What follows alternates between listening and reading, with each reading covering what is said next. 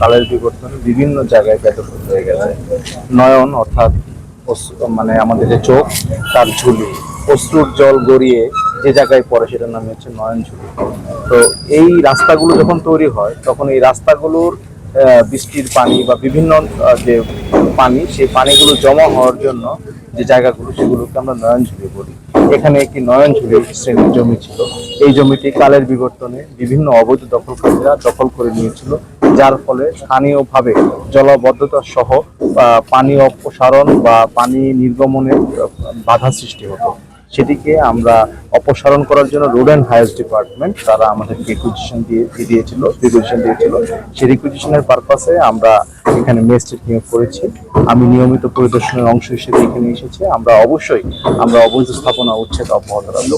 এই দুর্গাপুর উপজেলায় যে স্থাপনাগুলো আছে অবৈধ স্থাপনা, আমরা সবগুলি চিহ্নিত করেছি। ইতিমধ্যে উচ্ছেদ কার্যক্রম আমাদের অব্যাহত রয়েছে।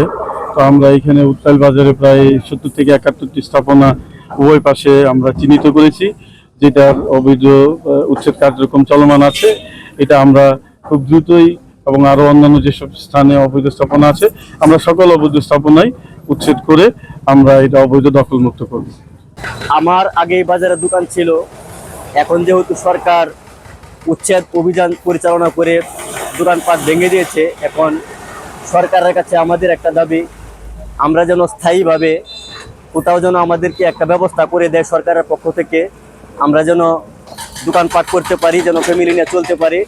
আমাদের এটাই দাবি সরকারের কাছে, যেন আমাদেরকে একটা সরকারিভাবে যেন একটা এই স্থাপনা যেন ব্যবসা করতে পারি, আমাদেরকে এরকম একটা উদ্যোগ নেব সরকার, যেন আমরা ব্যবসা করতে পারি।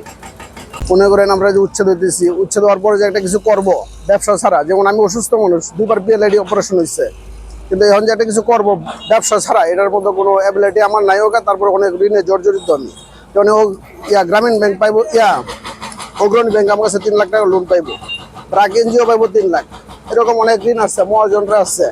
কিন্তু আসলে আমরা দেওয়ার মতো এই যে ব্যবসা ছাড়া অন্য কোনো কিছু নাই। যেমন যে পরবর্তী কিছু করব এরকম কোনো ইয়াও নাই। এখন তো আমরা বিপাকে আছি, কি করে আমরা চলবো?